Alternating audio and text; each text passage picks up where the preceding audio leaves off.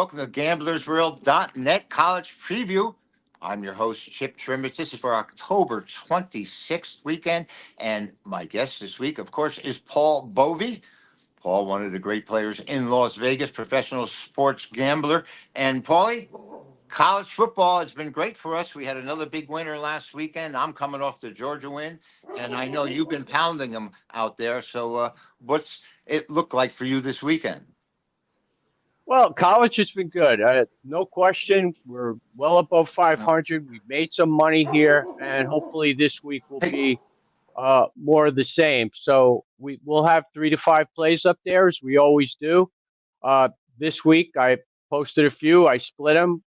The other night I had Sam Houston win by 3, unfortunately, shaken 5. And last night we get to cover with Jacksonville State. We had to really sweat that one out, but they were the better team over Middle Tennessee and prevailed and won by 22 points. So uh, look for 3 to 5 over the weekend, and hopefully we're going to cash more tickets. okay, of course, you can cash in with Paulie at gamblersworld.net. You follow the buy links. There's packages up there available weekend and week and monthly, of course. And, Paulie, after all the great matchups that we had last week in Alabama, Tennessee, we had Georgia and Texas, of course. This week, the menu seems kind of sparse. So I weeded out a couple of games that I thought might be of interest to the general public out there. And one of them is Washington and Indiana. And we know the transformation that has happened with the Hoosiers. 7-0 on the year, 6-1 against the number.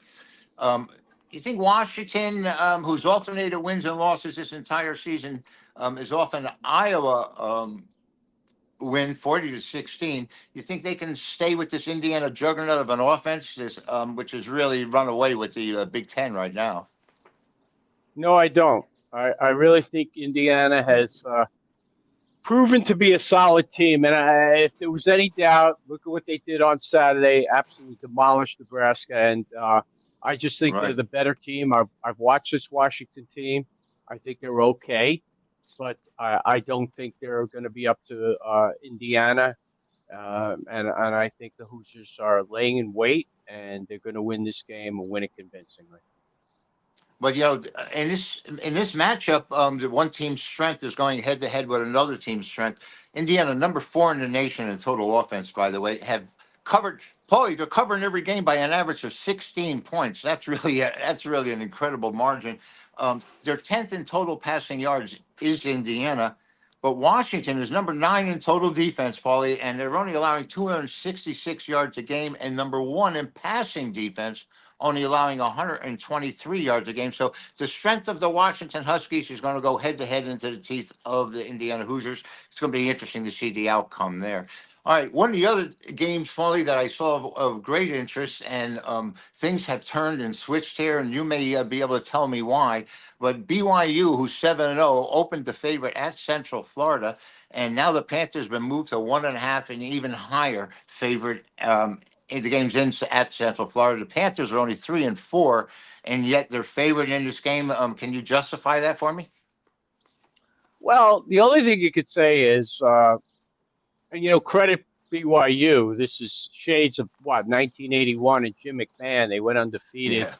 and got a share of the national championship, but they are undefeated, and they skated by SMU earlier in the year, 18-50. They played Kansas State.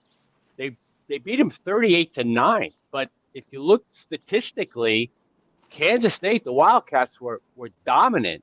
Last week they got by Oklahoma State miraculously again by Nice. 3 points. So I think everybody is waiting for the shoe to drop, and this might be the spot. And I would lean Central Florida. They haven't been up to Central Florida standards this year, but they've been good and good enough, and they should win this game.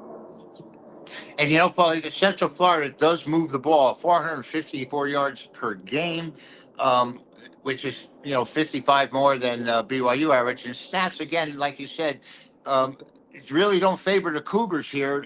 Florida State's number 14 in offense. They're averaging 6 yards a rush, which is number 1 in the nation. I think at home, Florida State may be the side. The thing that bothers me, Paulie, is them moving from a dog to a favorite. I hate giving an undefeated team points. But, we have a non-ranked team favored over a ranked team, and that seems to be a formula that we've used over the years, which has been successful. So for me, it's either Central Florida or nobody. And the last game of the night, Paulie, and by the way, everyone out there, don't be afraid to give us a like. We're here every week with our college preview. I'm Paul Bovi, and I am Chip Chirimbes. And we've got one more Big Ten contest, which is of interest. Penn State goes to Wisconsin. And there's a storyline in this game, which we'll get to. Penn State is undefeated at 6-0, though they've only covered 2 of the 6. And Wisconsin's 5-2. Paulie, Wisconsin's made a great adjustment since they lost Tyler Van Dyke, their quarterback that they recruited from Miami. And they're coming off a big win last weekend. Yeah, they played a lot better. Look, they lost earlier in the year to Alabama, 42-10, and Milroe wasn't great that game, nor was the Alabama offense, but things just fell into place. They had another lead over USC, which absolutely fell apart, and the Trojans came back and beat them. But the last 3 games have been solid, but you look at the competition, it's Purdue, Northwestern, but you got to give them credit. They've blown teams out. And on the other side, look, Penn State, yes, they're undefeated. To me, they have not looked impressive. They were very, very fortunate to get that win against USC. And frankly, they didn't look good against UCLA. UCLA was gashing them up the middle, and eventually the Bruins got the cover. So I'm getting 6.5 points here. I'm going to look for Wisconsin to keep this close and possibly win the game.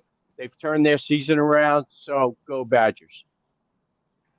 All right, Paulie, I see that too. By the way, this Wisconsin defense against these weaker teams that they played, giving up 3, 7, and 6 in their last 3 games, Paulie. That's 16 points over 3 games. Brady Locke has taken over for Van Dyke, and he's thrown 7 TD passes with 5 interceptions.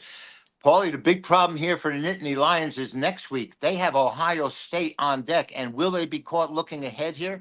They got to watch out, because if they start having any thoughts about the Buckeyes, this Badger team is always tough. They're always tough at Camp Randall in Wisconsin, and I can see, like you said, them possibly even pulling the upset. Maybe not if Ohio State wasn't on deck, but the Lions could be caught looking ahead. Do you agree with me there? Yeah, they could be caught looking ahead, but I think they also recognize that this is a big game and they have to make a statement and they have to preserve their record. So maybe they will slow down in the second half if they get a big lead, but I don't think they're going to take Wisconsin lightly, especially given how the Badgers have played of late. All right, and Paulie, of course, is going to have a number of plays, 3 to 5 plays on Saturday for college football action at gamblersworld.net. Paulie, anything special among that you've posted? No, like I said, we're 1-1 so far. Disappointing with that Sam Houston, but we got it back last night with Jacksonville State. We'll give out the free play if you want at this point. I'll just throw that out there. Go ahead. Right ahead. What do you see? What are you giving the public out there? Okay, so we got a game with Western Michigan and Kent. The total sits at 59.5, and I just don't think you could play Western Michigan under.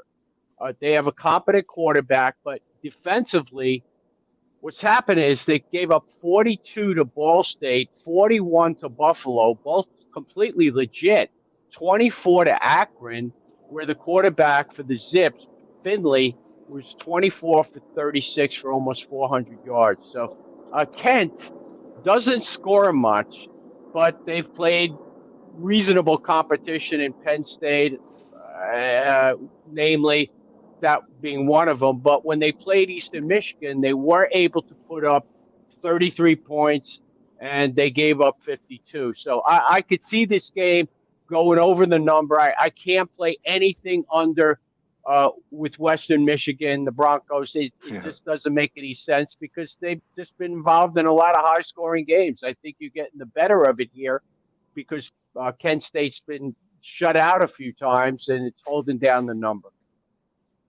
All right, thank you, Paulie. I'm looking by the way, I do have a game, Paul, that is so bogus out there. I'm calling it my don't make sense release. So on Saturday. You can look forward to that. That'll be on the website for sure.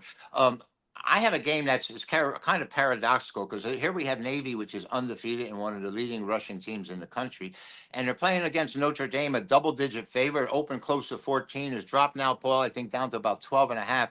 And when I looked at the stats of these two teams, and Navy's stats are great, and they are really dependent upon their quarterback who runs the whole show, but the Notre Dame defense is outrageous. The Notre Dame defense does not allow you to run the ball. I think that number is an indication that Navy has met their Waterloo. I think the midshipmen get sunk here. I'm going to play Notre Dame as my complimentary play. That's my free play to everyone out there. And remember to log on, follow the Bitings, give us a like. We're here every week with our college preview. Paul Bovi, myself, and maybe we'll be adding some other superstars pretty soon.